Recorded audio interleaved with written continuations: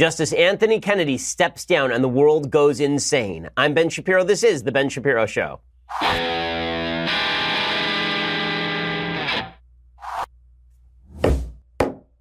Today's show is now in order. I'm not saying that I have inside information on who the president's going to pick or anything like that. I'm not saying anything like that. I'll give you all the updates on the news, and we'll go through what this means that Justice Anthony Kennedy, who, as I have said many times on this program, made up his mind on how to vote based on whether he had his Metamucil that morning, he's going to step down. I'll explain everything that means in just a second. First, I want to remind you that we have a special live stream this coming Monday, July 2nd, 7 p.m. Eastern. We'll be joined by special guest Jordan Peterson to celebrate Independence Day. God King Jeremy Boring will host a new edition of Daily Wire Backstage with me, Andrew Klavan, and Michael Knowles to look back on our country's birth and look ahead to its future with the world's most prominent Canadian. Subscribers will even be able to write in live questions for us to answer on the air. Again, that is Monday, July 2nd, 7 p.m. Eastern, 4 p.m. Pacific with Jordan Peterson. You can find our special live stream on Facebook and YouTube, so don't miss it. And if you haven't heard this already, I will be taking the Ben Shapiro Show live to audiences in Dallas and Phoenix this August. You'll be able to see me in person and join in an audience Q&A. Tickets are going fast. Visit dailywire.com/events to get in those last ticket orders right now. dailywire.com/events to get your additional seats and info. Alrighty, so before we jump in, first let's talk about life insurance. Now, normally, if you're sitting on the Supreme Court, you stay there until you die. Anthony Kennedy, however, did not. But we all at some point will pass. And when we do, it will be a good idea for us to have had life insurance, because 71% of people say they need life insurance. The real answer is 100% of people. If you have family, if you have people who you'd like to benefit if you die, then Policy Genius is the place to go, because it's the easy way to compare life insurance online. You can compare quotes in just 5 minutes. When it is that easy, putting it off becomes a lot harder. You can compare quotes while sitting on the couch watching TV or while listening to this podcast. So go check it out, policygenius.com. They don't just make life insurance easy. They also compare disability insurance and renter's insurance and health insurance. If you care about it, they can cover it. So if you need life insurance, but you've been putting it off, check out Policy Genius. That's policygenius.com. There's no sales pressure. There's zero hassle, and it is free. Again, there's no reason for you not to have life insurance. The fact is that if something should happen to you and you leave your family without any sort of financial recourse, that is your own fault, and there's no excuse for it. Check out policygenius.com. When it's this easy to compare life insurance, no reason to put it off. Policygenius.com. Okay, so yesterday, after we finished this podcast, Anthony Kennedy stepped down and blew up the world. So I was not expecting Justice Anthony Kennedy to step down from his position on the Supreme Court. And the fact is that I think most people were hit by a truck over this. Like, most people in the Trump administration were very surprised by this. And maybe President Trump was not, because maybe he'd be having discussions with Justice Kennedy. But there are a lot of people who are very surprised by Justice Kennedy stepping down, specifically because most of his legacy is going to be the gay rights stuff, right? He was the lead writer in Obergefell, which was the case that suggested that same-sex marriage had to be the law of the land. He was socially liberal on issues like abortion. But he stepped down while Trump was president and there was a Republican Congress. And that cut against a lot of the conventional wisdom. I, for example, thought that he was going to stick it out until there was a Democrat who was president so that his legacy would be maintained. Instead, he decided to step down. The reason I think he decided to step down, besides the fact that he's 81 years old, is because I think that he looked at the spate of rulings that the Supreme Court has issued over the last 3 weeks. And what he saw was that there were 4 votes to overturn a lot of First Amendment protections. And there have been 3 major cases in the last couple of weeks in which 5-4, the Supreme Court had decided in favor of free speech. But if he were to be replaced by somebody from the left, then the left would immediately curtail the right to free speech. So, for example, there was a case that I discussed at length yesterday on the podcast, this case in which the Supreme Court decided that you could not be forced to pay into a union for which you did not vote.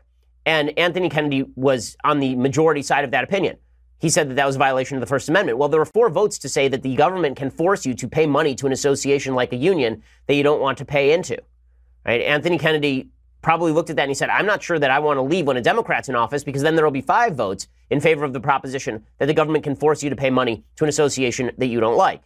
And then there was a case that came down in the last couple of weeks in which, for example, it said that the Masterpiece Cake Shop case, where it said that if you are a religious baker, you do not have to bake a cake for a same-sex wedding, but only, this was decided on narrow grounds, only because the regulation in question was badly promulgated by the Colorado Civil Rights Commission. There were 4 votes in that case to basically suggest that any religious baker in the country can be forced at point of government gun to cater a same-sex wedding. And Anthony Kennedy, even though he's a gay rights advocate, might not be the kind of guy who wants the government to force people to do what they don't want to do at point of gun.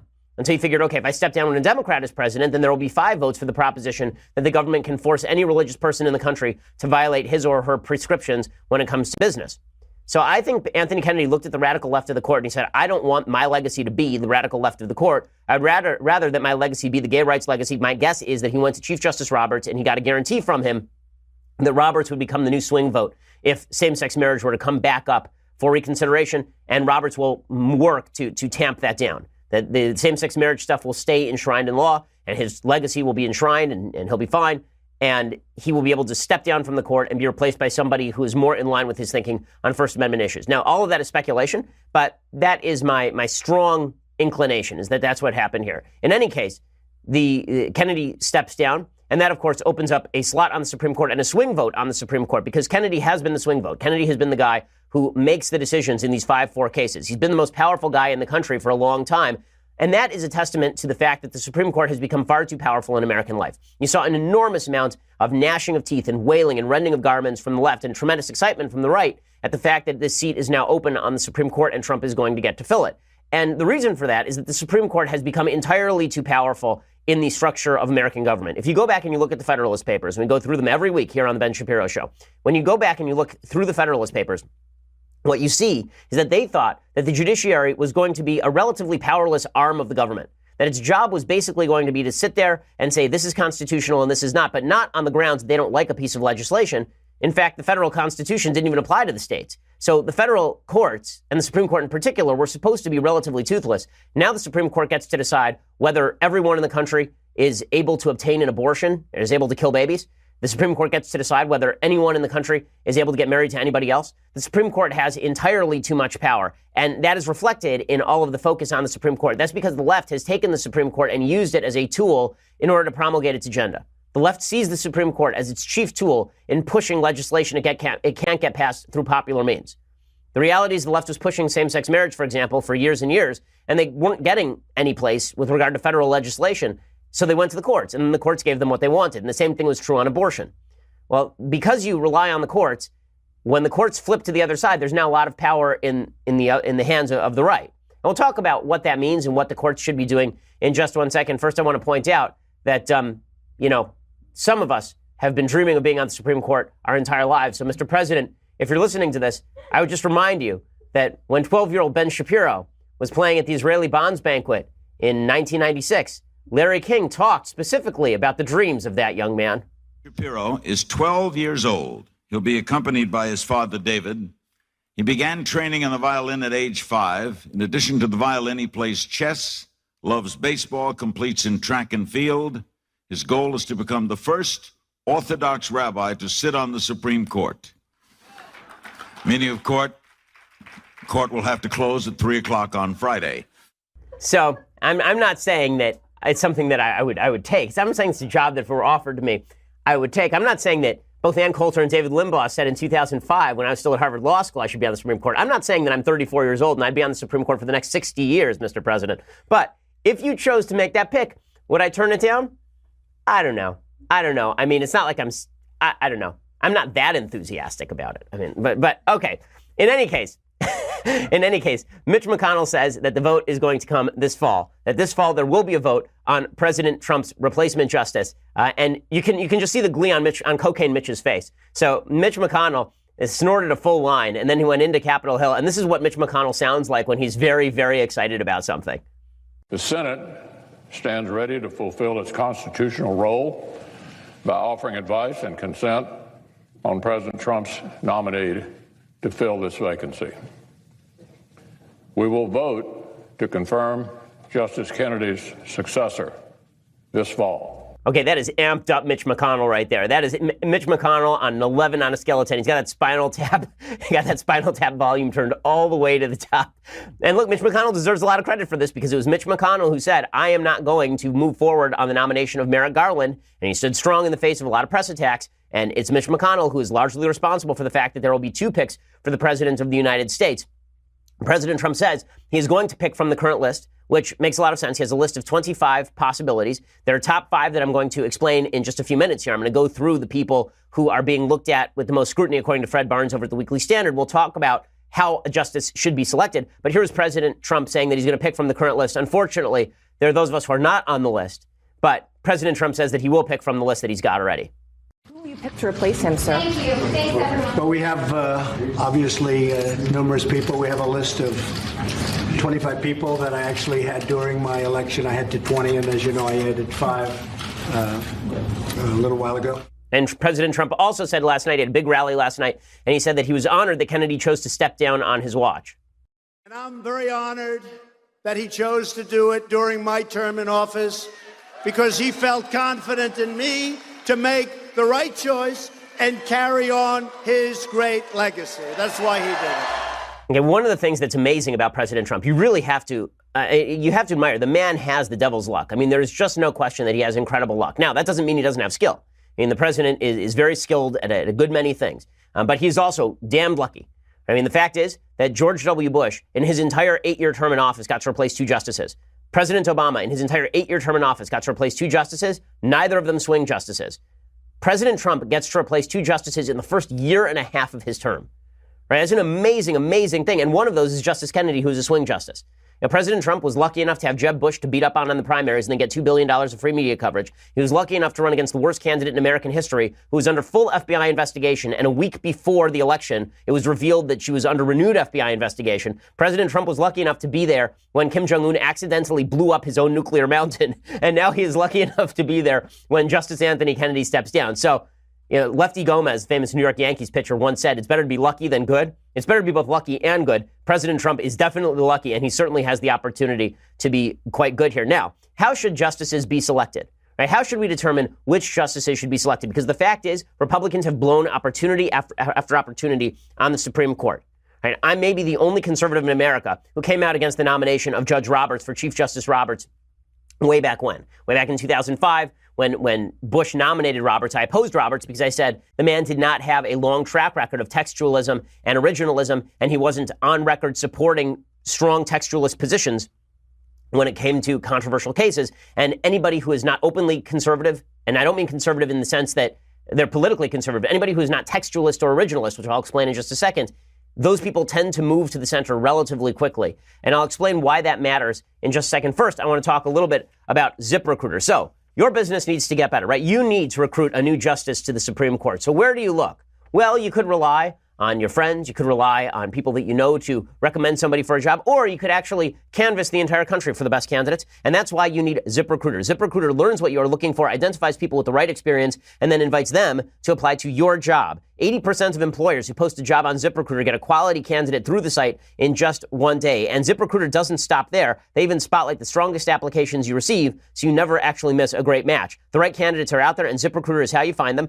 Businesses of all sizes trust ZipRecruiter for their hiring needs. It's why we use ZipRecruiter here at the Daily Wire. Right now, my listeners can try ZipRecruiter for free. So go to ZipRecruiter.com/dailywire. That's ZipRecruiter.com/dailywire. You can try it out for free. ZipRecruiter.com/dailywire. Again, there's a reason that we use it here at the office, and there's no reason for you to waste a lot of time sifting through a bunch of bad resumes when you could have ZipRecruiter basically do it for you. ZipRecruiter knew there was a smarter way. They built a platform that finds the right job candidates for you. Go check them out right now. ZipRecruiter.com/dailywire. They are the smartest way to hire. Again, ZipRecruiter.com. And when you use that /dailywire, you can try ZipRecruiter for free. Okay, so when it comes to selection of justices, here's what you need. You need an open and obvious commitment to originalism and textualism. Originalism and textualism are the basic notion that when you read a text, when you read the Constitution of the United States, you're not reading poetry. It is not a living document where you get to reinterpret the provisions as you see fit that day. That's not what the Constitution was for. And you wouldn't interpret any other piece of legislation that way. You wouldn't take the Sherman Antitrust Act of 1907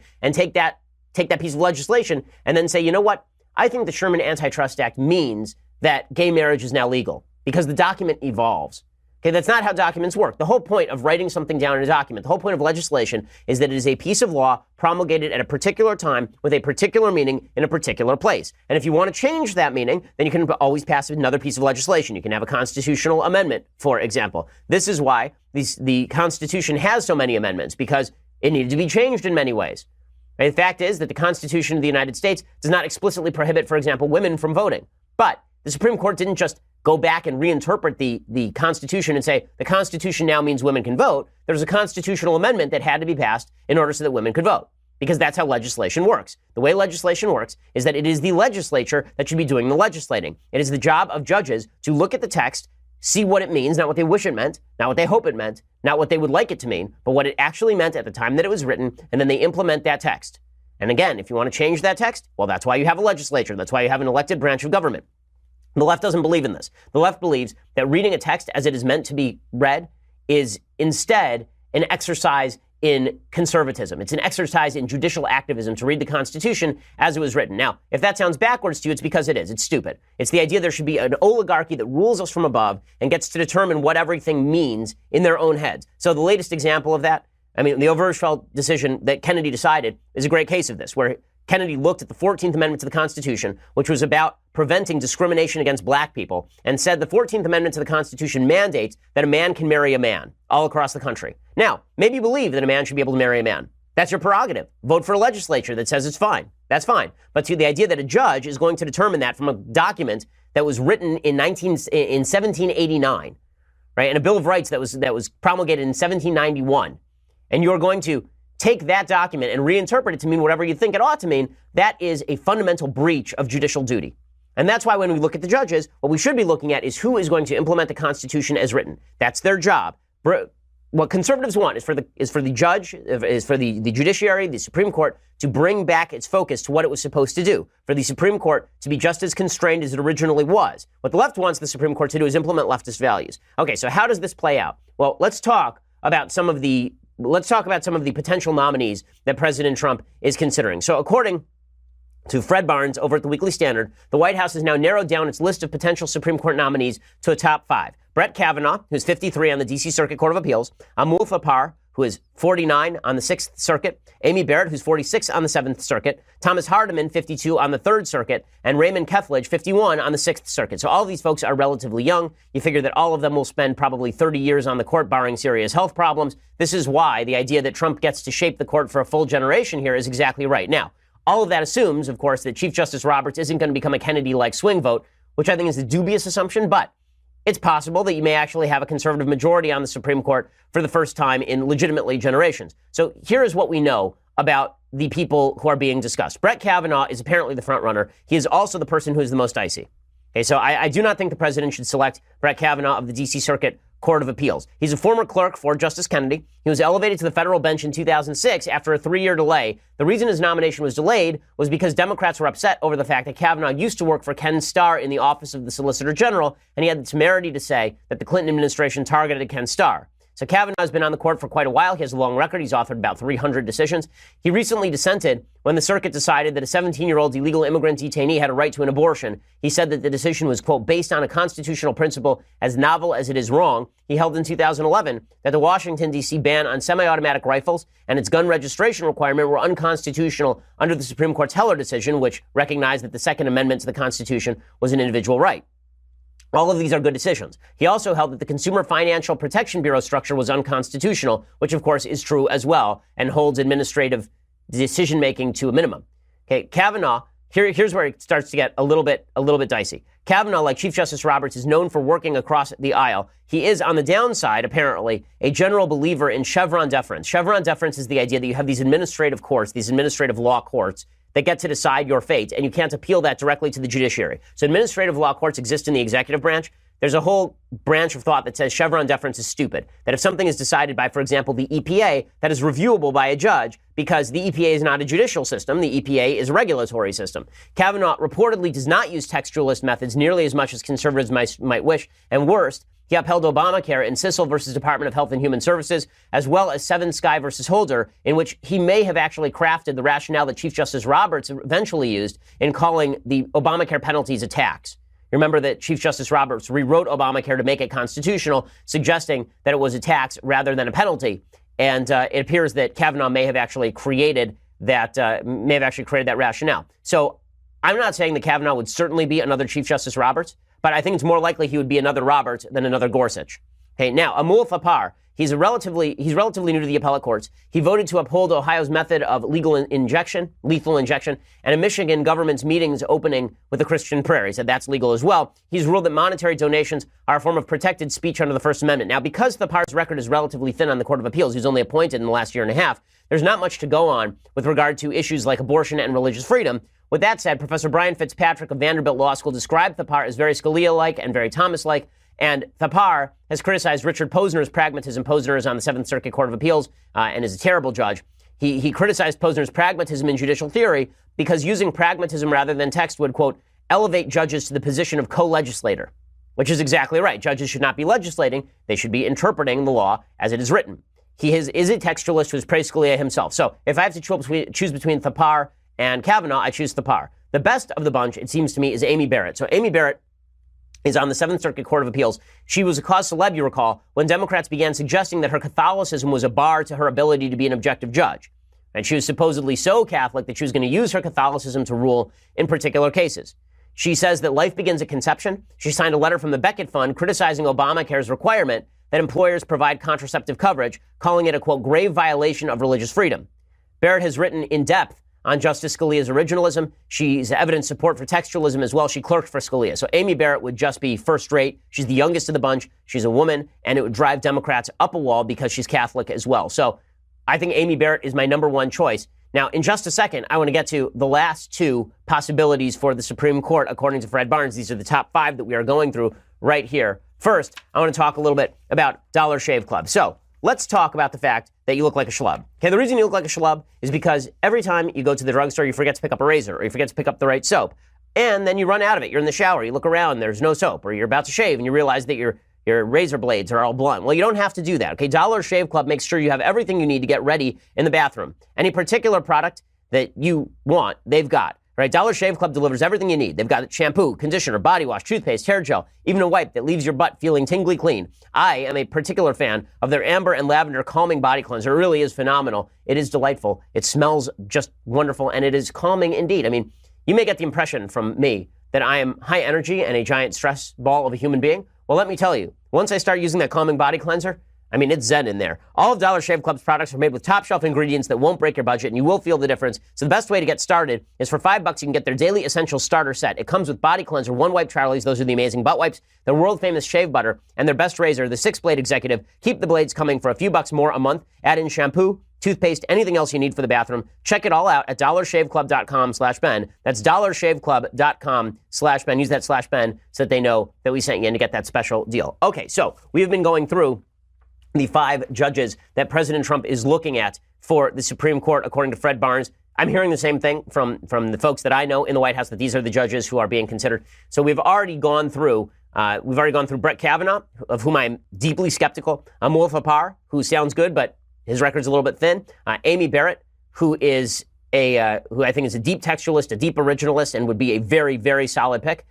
Now we get to Thomas Hardiman. So Thomas Hardiman, you recall, was one of the last two. It was down to Hardiman and Gorsuch for the last seat. I opposed Hardiman. I supported Gorsuch. Good for me. Okay, that was right. Okay, Gorsuch has turned out to be a tremendous justice. I am very skeptical of Thomas Hardiman. Leonard Leo, who's one of Trump's chief advisors, has described Hardiman as very much in the mold of Justice Scalia, well-schooled on the doctrines of originalism and textualism, but Hardiman has never spoken openly about originalism and textualism. I've never heard his judicial philosophy. So I need to hear his judicial philosophy. Now, in some cases, he's done great. He stood against a New Jersey law that required showing a justifiable need to allow carrying a handgun publicly. He said that violated the Second Amendment.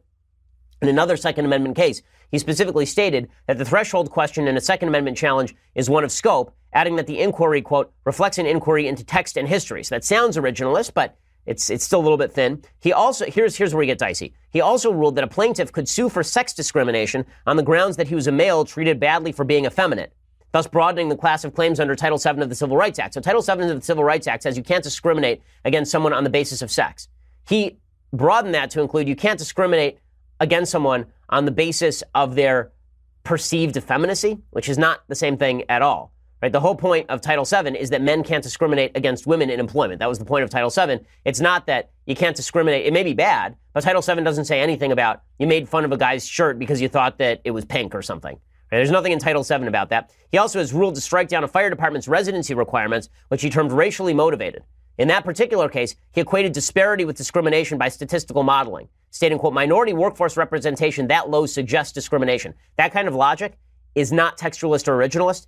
If you look at disparity and you immediately jump to it must be discrimination, then I've got a problem with your legal reasoning. He also ruled in favor of an illegal immigrant seeking asylum on the grounds that he was targeted by MS-13. There was an illegal immigrant who said that he wanted asylum in the United States, and he was refused asylum. He said he was being targeted by MS-13 in Honduras, and he was refused asylum because they said, well, the government's supposed to protect you down there. Anybody targeted by MS-13 doesn't just get to claim asylum in the United States. And Hardiman overruled that. He said that this guy got to claim asylum.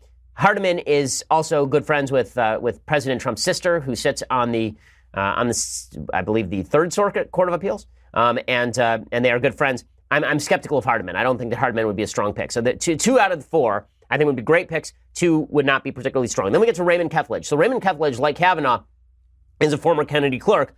Unlike Kavanaugh, he's actually expressed his judicial philosophy. So in his original confirmation testimony, he said, I would make sure that the values I would be enforcing if I were a judge are not just my values, that I'm not striking something down simply because I don't like it, that as a counter-majoritarian aspect of our system of government, I would start with the text. He also said before the Federalist Society that, quote, the court tries to find the best objective interpretation of the statute based on the statutory text, and he said the job of the court was to determine what is the meaning that the citizens bound by the law would have ascribed to it at the time it was approved. Okay, that's sort of definitional originalism. We don't have a lot in terms of his particular decision making. We do know that in 2016, Kethledge slammed the IRS for failing to turn over materials necessary for determining whether they discriminated against conservative groups. As far as abortion, we don't have much on Kethledge. Kethledge was the Judiciary Committee counsel for Spencer Abraham when he was a senator, when Abraham was pushing for a federal abortion ban. So here's the bottom line. The most outspokenly textualist judges on this list are Barrett and Thapar. Barrett by a long shot. Kavanaugh has the most red flags. Hardiman has red flags too. We don't know enough about Kethledge at this point from his rulings, but his talk of judicial philosophy is promising. Here is the problem. Since Judge Bork was nominated in the 1980s, and Ted Kennedy, the worst of all Kennedys, came forward and started bashing the hell out of Judge Bork and coined the term Borking him, right? He just went after him and destroyed him on the public stage. Since then, there's been a tendency by Republican presidents to nominate people who are stealth candidates, to nominate people who do not have a long historic record of originalism and textualism. And you're not even allowed to ask people tough questions. You're not allowed to ask them whether you think that Roe was wrongly decided. Right? You see this in judicial hearings all the time, in Supreme Court judicial hearings. Somebody will say, well, was Roe wrongly decided? And the left uses it as a litmus test. If you say Roe was wrongly decided, they won't vote for you. Well, the right should have litmus tests too. Of course, Roe versus Wade was wrongly decided. It's a garbage case. It is one of the worst reasoned cases in the history of the United States, and it inculcates a moral standard that is simply not based in the Constitution. There's nothing in the Constitution that grants a right to kill your baby in the womb. The founders would have been appalled at such a notion. Literally nothing is there. They said there's an emanation from a penumbra that ends up, what does that even mean? Basically what that means is there are a bunch of justices on the Supreme Court who decided they felt like legalizing abortion that day, so they went ahead and they legalized abortion that day. Okay, it seems to me that you should be able to ask judicial nominees who are going to be sitting on the court for the next 30 years what they think of critical cases, that they should be able to give honest answers to those critical cases. But because Democrats have made it such a cause celeb to destroy people over their positions on controversial cases, the easiest way of getting on the court is to be a stealth candidate who's never said anything controversial, and then we never have to ask you about the things you've said that are controversial. Here's my recommendation.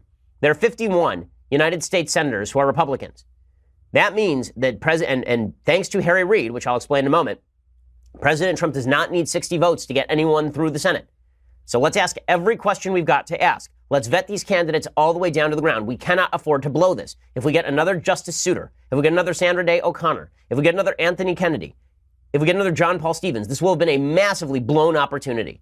A massively blown opportunity. A historically blown opportunity that will not come around again because there's this sort of ghoulish death watch that happens on the Supreme Court where we sit around waiting for somebody of the other party to die.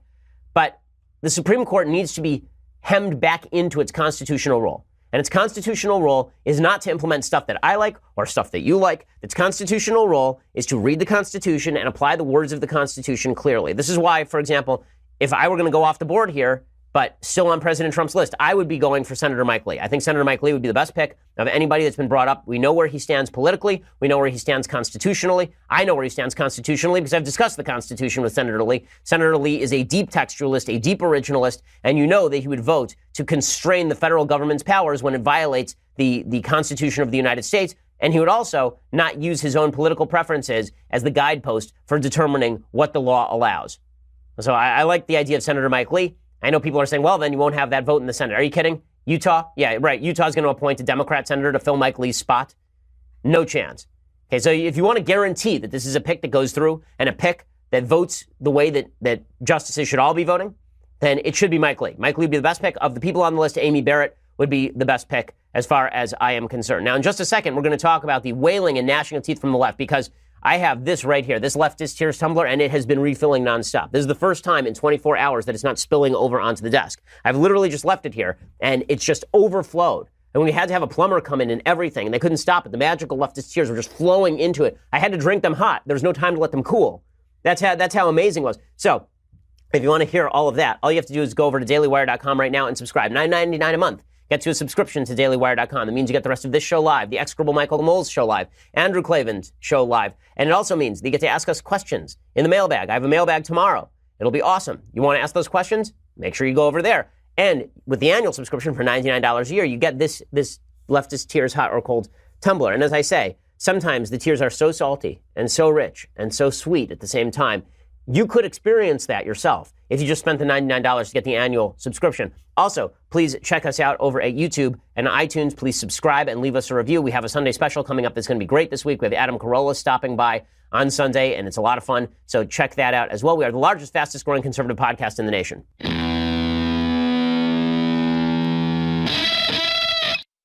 So the best part of all of this is how we got here. So the way that we got here is that Democrats in 2013 decided that they were tired of Republicans filibustering judicial nominees. Now, the process of filibustering judicial nominees did not start with Republicans. It started under George W. Bush. It started with Democrats trying to filibuster people like Miguel Estrada, who was nominated to the D.C. Circuit Court of Appeals. And when it came time for Barack Obama to stack the courts, Republicans, who had enough votes in the Senate to stop him, filibustered. So Harry Reid went forward and he said, you know what? We need to get rid of the judicial filibuster. There will be no more filibuster. He used what's called the nuclear option. He went to the Senate parliamentarian and got a ruling that suggested that there would be no need for 60 votes to shut down a filibuster. Instead, he just got a 51 vote on a rule that would get rid of the filibuster for judicial nominees. And Harry Reid celebrated it at the time. Harry Reid was excited about it at the time. Here is Harry Reid. He was asked about changing the GOP. He was asked about changing the filibuster and whether he was worried that maybe at some point this would turn around and bite him right on the ass. And here is what Harry Reid had to say about that. Let them do it. Why in the world would we care? We were trying to protect everybody. I mean, do they want simple majority? Fine. I mean, all these threats about we're going to change the rules more. As Senator Schumer said, what is the choice? Continue like we are or have democracy? Okay, so he said, let them do it. If the Republicans ever get in charge, let them do it. Oh, yes, indeed. Let them do it. And Mitch McConnell, Cocaine Mitch, right? When Cocaine Mitch, he said at the time, looking exactly the same, he said at the time, you're going to regret this a lot sooner than you think. He looks a little more peaked now because he's done a lot more coke. But here is Mitch McConnell saying that, Harry Reid, you are going to regret this. And Orrin Hatch sitting in the background looking just as alive then as he is now. Here is Mitch McConnell. If you want to play games, set yet another precedent that you'll no doubt come to regret. Say to my friends on the other side of the aisle, you'll regret this, and you may regret it a lot sooner than you think. Boom, Mitch McConnell, prophet. You may regret this a lot sooner than you think. Indeed, indeed. Harry Reid tweeted this out. Harry Reid owned the libs yesterday. So Harry Reid tweeted out, thanks to all of you who encouraged me to consider filibuster reform. It had to be done. Harry Reid owning the libs circa 2013. Just wonderful. Just wonderful. Here's an entire montage of leftists at the time suggesting how much they love the idea of nuking the filibuster. This is 23. Democrats and this president have gone to war with their enemies finally. This is a move Democrats had to make. Republicans put them in a position where basically Republicans were saying, we are not going to honor the power of the president. All this really does is say Hillary that the Rosen. president that we elected to actually run the government gets to run the government. Once the majority is blocked all the time on relatively ordinary things, it's not going to tolerate the protection of the minority. Ted Cruz is sort of exhibit A for why the Democrats and why Harry Reid did what they had to do. What we had in the Senate, which likes to call itself the world's greatest deliberative body, we had paralysis instead. I think the escalated use of the filibuster has more or less made it obsolete. On the other hand, the actual history of how the filibuster is used is mostly nasty, ugly, and racist. I don't see what other political options I love it so much. So they couldn't stand the filibuster was the worst thing that ever happened. It had to be stopped. It just had to be stopped because it was so bad. It was so bad. And then they stopped it. And guess what? Yes, I can feel the weight of this right here. It grows in my hand, the weight, because the tears are filling up. It was here, and just in the last 5 minutes, it's gone all the way up to here. Soon it will overflow. President Obama at the time said we need to eliminate the routine use of the filibuster for judicial nominees because, come on, guys, we have to stop this. It can't go on. It can't go on. Probably the one thing that we could change without a constitutional amendment that would make a difference here would be the elimination of the routine use of the filibuster in the Senate. So, forgive me for saying a little bit of schadenfreude here, but yes, you all deserve this. You had it coming. But the richest schadenfreude came courtesy of people wailing yesterday. Now, listen, I understand why people are upset. The fact is that when you believe that an institution is dedicated to the promulgation of your political ideology, and then that institution might be hemmed back into its constitutional boundaries, where it won't just declare that gay marriage is the law of the land based on nothing, or it won't just declare that abortion is the law of the land based on nothing. When all of that happens, then I understand why you'd be upset, but that's because you were stupid about what you think the Supreme Court should have been doing to begin with. This was not the job of the Supreme Court.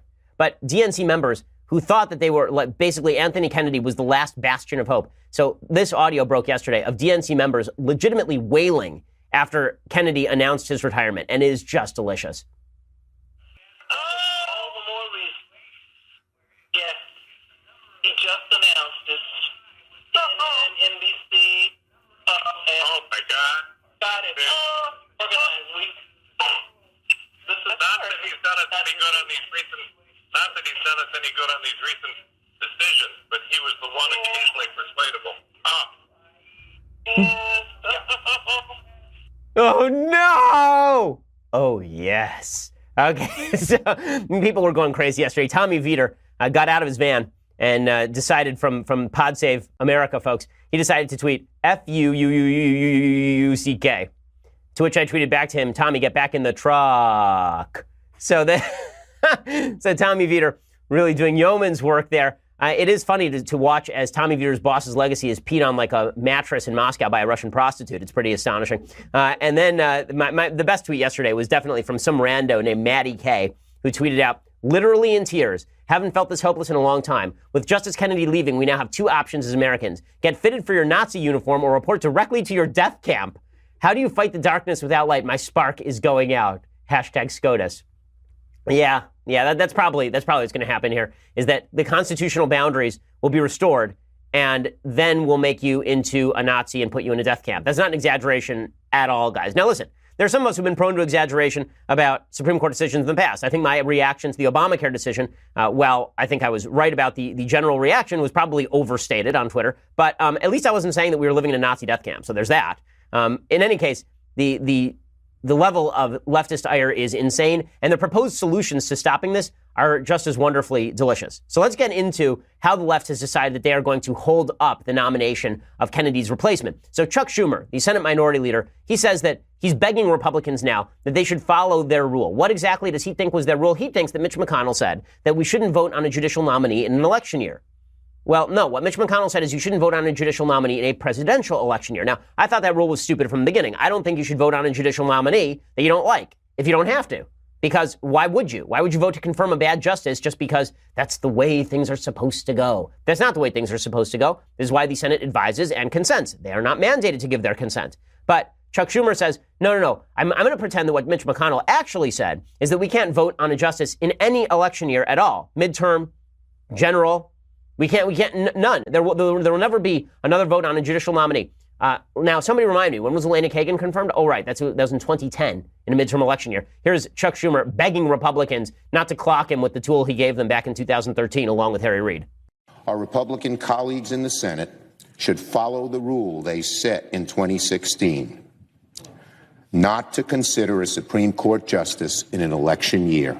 Okay, so, that's not going to happen. So congratulations to you, Chuck Schumer. You handed the baseball bat to the other side, and now you are just begging not to be clocked with it. Kamala Harris, she is, of course, the leader of the crazy caucus of the Democratic Party, and she says it's time to play hardball. They're kidding Matthews. You're going to play some hardball now. And the only problem is that all they have at this point, as someone observed on Twitter, is a wiffle bat. So good luck with that. Here's Kamala Harris saying that somehow, using votes they don't have in a filibuster process they themselves nuked, they're going to try to work to stop this. Are you guys going to play hardball this time and say, we're not going to let you pass this? You're not going to rush this through us in a few months before Election Day? Based on every conversation I've had with my colleagues so far this afternoon, everybody's prepared to play hardball. They have no tools. There's no way for them to play hardball. They don't have the votes. It ain't going to happen. So Elizabeth Warren, she was sending up some serious smoke signals that she was upset about this entire thing. In fact, it sounds like she really wants to refight the battle of Little Bighorn here, Elizabeth Warren. So our Native American senator from Massachusetts, who's not Native American in any way and makes a mockery of Native American background with her claims that she is. Here she is explaining that Donald Trump is about to destroy the country wholesale. This woman taught at Harvard Law School when I was there. She was obnoxious then. She's obnoxious now. Donald Trump has the opportunity to remake the Supreme Court for a generation. A woman's right to decisions over her own body are at risk. Equal rights, equal marriage is also at risk. This is the fight of our lives. If you want to be in this fight, then now's the time. Raise your voice, raise your voice, raise your voice. We do not want an extremist judge on the United States Supreme Court. Raise your voice as much as you want, Kane. You ain't got 51 votes. You ain't got a majority.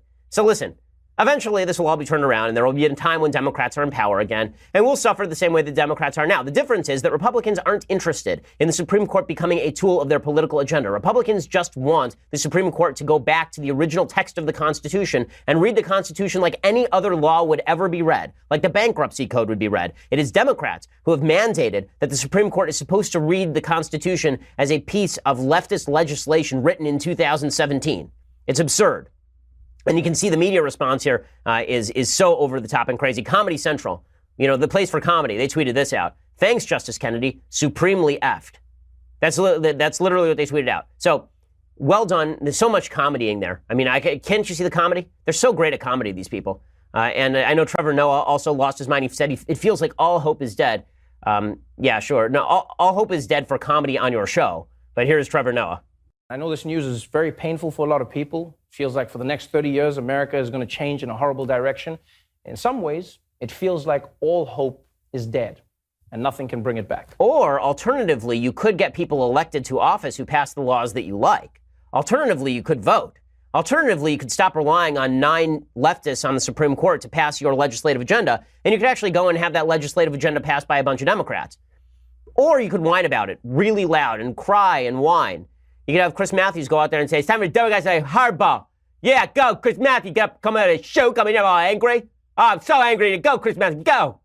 It's time for Democrats to play hardball. I'm Chris Matthews urging them to do just that. It's time to play hardball. It's time for me to stop coming out of the show, and I will finally go and buy a comb because that's how serious I am about this situation. The reality is, the Supreme Court never should have been this important. It is Democrats who made it this important. It is leftists who made it this important. And now they are reaping what they sow, and it is well deserved. Okay, time for some things I like, and then time for some things that I hate. So, the thing that I like today is a book called The Hollow Hope by Gerald Rosenberg. Okay, there are a lot of people who believe that the Supreme Court is the great hope for their agenda, that the Supreme Court is going to save them. The Supreme Court is going to make the country a better place, that they're going to do justice. There's a very famous story about Justice Oliver Wendell Holmes, that he was deciding a particular case, and he was at a dinner party, and he goes out from his dinner party, and he hops in his carriage, and he's about to ride away, and some guy starts running after him, and the guy starts screaming at him, "Do justice, Mr. Holmes, do justice." And Holmes looks back at him and he says, "It's not my job to do justice, it's my job to enforce the law."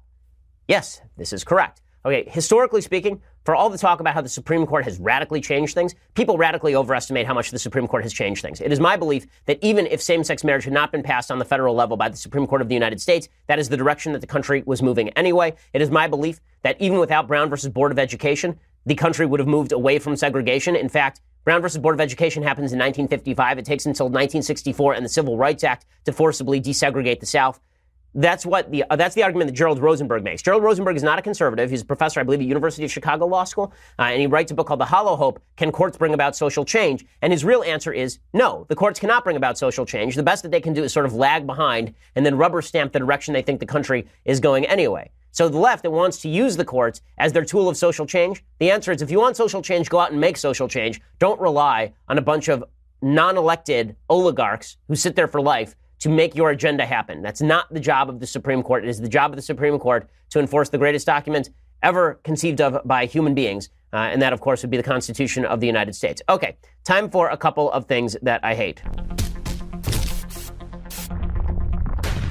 So Jeffrey Toobin just made an ass of himself on CNN. Not a great shock. So Jeffrey Toobin is the legal analyst, and he is going crazy, just like everybody else in the media, about how the end of the world is nigh. Right? The Democrats have all become that weird guy from the New Yorker cartoons carrying around the placard that says the end is here. So here's Jeffrey Toobin doing his the end is here routine. With Justice Kennedy gone, it will be Mad Max beyond Thunderdome. People will be beating each other up. It'll be massacres in the streets. Gay people will be running from crowds armed with pitchforks and torches. Abortions will be unavailable for anyone. I mean, from his mouth to God's ears. Here's what he says about abortion.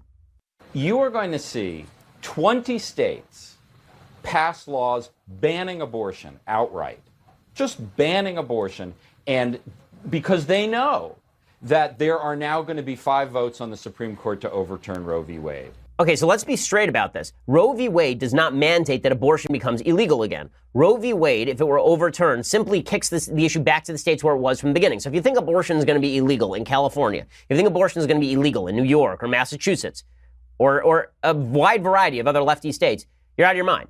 Okay, it ain't going to be illegal. There might be heavier restrictions in places like Alabama and Mississippi and Texas.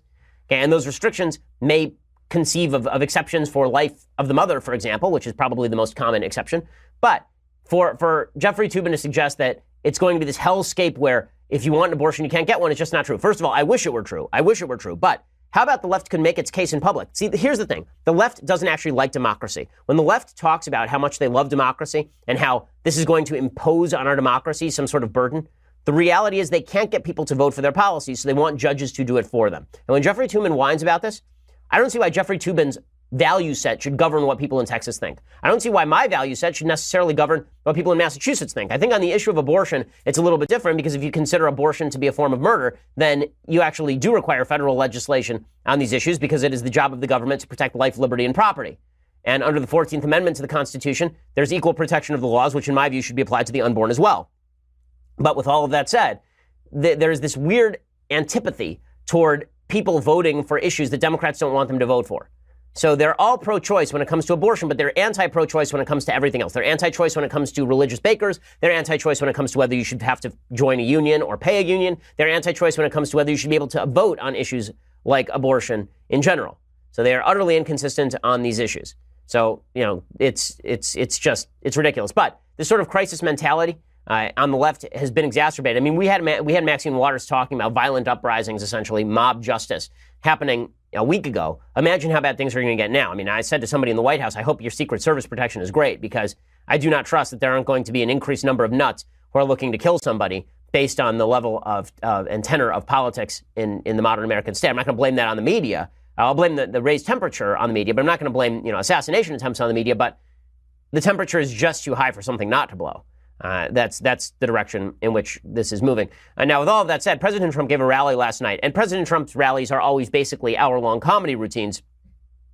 I don't think that President Trump is really cooling down the rhetoric at all. And this is what his fans love about him. His biggest fans love the fact that President Trump likes to engage in the same sort of fisticuffs that the left engages in. And I understand the tendency of the id to resonate to this stuff. Do I think this is helping the country move forward in any positive way? Probably not. Here is Donald Trump going after Joe Crowley, who was just defeated in a primary by Asia Sanchez, I can't remember her name, the socialist 28-year-old who's the new face of the Democratic Party. He goes after Joe Crowley. Here's what he had to say. Last night, we had a great evening because we watched that television and we were winning left and right. They didn't know what the hell happened. And one of my biggest critics, a slovenly man named Joe Crowley, got his ass kicked.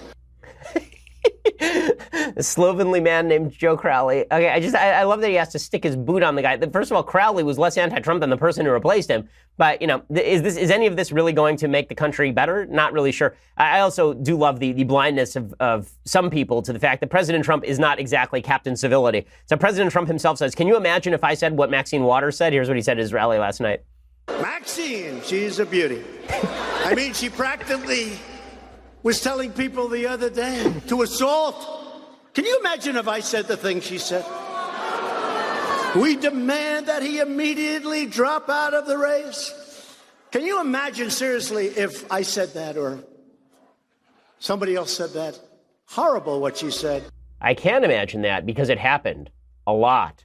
So while I enjoy President Trump's comedic timing, I am going to remind people that the President of the United States did say things about punching people with whom you disagree, knock the crap out of him. I promise you I'll pay your legal fees on June 30th. I'd like to punch him in the face. Maybe you should have been roughed up. The President is not quite Captain Civility.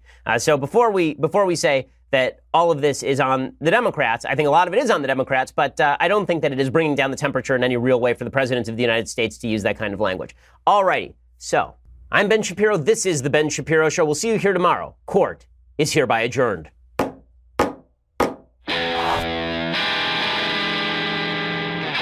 The Ben Shapiro Show is produced by Senya Villarreal, executive producer Jeremy Boring, senior producer Jonathan Hay. Our supervising producer is Mathis Glover, and our technical producer is Austin Stevens. Edited by Alex Zingaro. Audio is mixed by Mike Caramina. Hair and makeup is by Jesua Alvera. The Ben Shapiro Show is a Daily Wire Forward Publishing production. Copyright Forward Publishing 2018.